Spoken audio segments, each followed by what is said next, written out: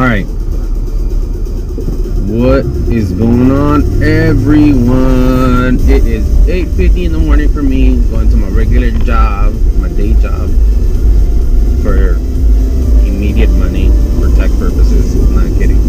So, one thing that I think a lot of people in the rideshare community fail to give advice on is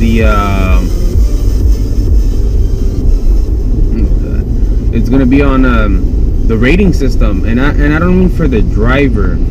This rating system I speak specifically is about the rider. So what I mean by this, why does this matter if this doesn't make you money and blah blah blah? Okay, well, this is why. It's very important. So I would, for any potential driver out there, sorry, or even user for Uber, like a rider, you definitely need to pay attention to this. So this is the way it works. For drivers, the customer rates the driver accordingly, if he's good, if he's rude, or how fucking clean his car is, or whatever the case may be. They give him a rating from 1 to 5, 5 being good, 1 being bad, right? Okay. Now, what a lot of people don't know, as far as the riders go, the driver can rate the rider. Now, this is why I want to advise a lot of people to rate the rider right. Nobody should ever give a rider a free pass and give them a 5 stars all the time. Hell no. The way that they treat you, the way you expect to be treated as a rider to a driver, and how you rate them, even if it's just a 4-star because you feel they could have been better, you should rate the rider the same exact way.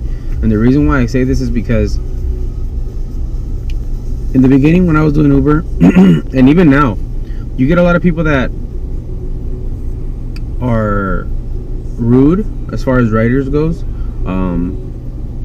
They think that you're their own private driver, and what I mean by that is that they think that they own you and they pay your actual, they feel like you're on their payroll. So a lot of people take advantage of this, and they disrespect the driver or the property, like the car. And I don't know about you, but regardless, even though you're doing this for Uber, this is your car, this is your baby, you take care of this. So the reason why I say you have to rate these people accordingly is because not only are these people, let's say you pick up a rider that constantly is a rude rider, has no respect for the car, constantly spills things in the car, or disrespects the driver a lot. If you don't rate them accordingly, they're gonna think that's fine, and they're gonna keep on doing that to every other driver. So, you know, let's say there's a guy that threw up in my car. He's like, "Fuck you! You pay for this shit. You're my driver." Blah blah. If I give him a 5-star, he's gonna keep talking to every other driver like that. So what is that gonna? That's an open doors to him continually not giving a damn about the car or the driver, doing what he pleases, and he's making it a bad experience on the driver as well. You know, some drivers that are new. Imagine if that happens to a newbie driver, and they don't like it. They're like, "Oh, screw Uber! I don't want to do this no more." So, not only that, but you really help out the other drivers in the community. You really do.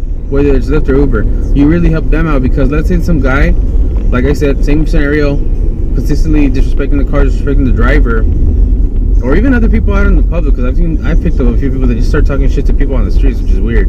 But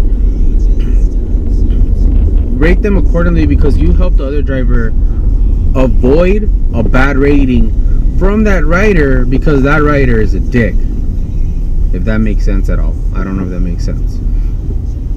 So, whether you get a bad rider that's disrespecting your car, or a bad rider in general that just treats you like crap, and just you've noticed that your rating drops after you pick up that person, then it's most likely him. So you gotta rate them accordingly. Like just as the public would rate a driver to weed out the bad drivers and just keep the good ones that are actually doing their job and trying to do their best to give quality rides and, you know, make a living off of it, or, you know, supplement their income. So it's really good to continually, it's good to do this towards the rider side, because it really does help out. Don't ever just give my opinion to every driver out there, or even every person out there. Don't give everybody a 5-star. There's no point in you giving everybody a 5-star, because sorry, I almost like crashed right there because of that fucking guy. There's no point in you giving every rider a 5-star if they don't deserve it. So rate them what they deserve. It not only helps you out by, hey, you know what? Probably next time Uber won't let you pick that guy up because you rated this guy horribly. You give him a 1. Whatever, he drives. But you're helping out the other drivers avoid this guy. So you're helping the community out by weeding out people like him. The same way that you would weed out a bad driver. So rate them accordingly. And the way this ties back into your money or the Uber rating system for you is you avoid getting bad riders. You avoid your rating system dropping and you know, probably affecting you to the point where, hey, they might even cut you off. They might remove you from the Uber system just because you've had such a bad rating when it's not your fault. And I speak from experience because, and I'm not necessarily being kicked out, but I kind of pride myself in my customer service a lot, especially with my own car, man. I mean, maybe not so much at work, but here in my car, I do pride myself. Why? Because this is my property. This is my domain. This is my business, you know? So I pride myself in it. So when I get a bad rating or my rating drops, I don't understand it. I truly don't. I'm very accommodating when people come in. I know my car is a badass car. I mean, I have not seen one other Uber, well, actually I lied to you. I've seen one other Uber X driver with a Dodge Charger V6. And this is not a typical Uber X car. It's very roomy. It's very nice. It's new. It smells good because everybody in my mama tells me that. And not only that, but when people come in, I always ask them for like, hey, how are you? Would you like me to put on the AC? Would you like me to put a radio station of your choice? Would you like to connect the aux cable so you can put your own music on? A number of things to make them feel comfortable. And I never bug them. Like if they don't talk, I won't talk to them. I won't bug them. Because some people do like just get in the car, being silent, done. If they want to talk, I'll talk. Why not? You know, it's actually really cool. Sometimes you spark up really good conversations. But you got to be really mindful of that. Whenever I get a bad rating, I know it's like some dick. It's like literally some random fucking dick writer that's a fucking dick, and his mom doesn't love him, or her mom doesn't love him. Her. But point of the story is rate them accordingly, drivers and riders. And for those customers that are riders out there, beware that you are not the only ones that are rating the drivers. We are rating you as well, and we can charge you if you throw up in our car.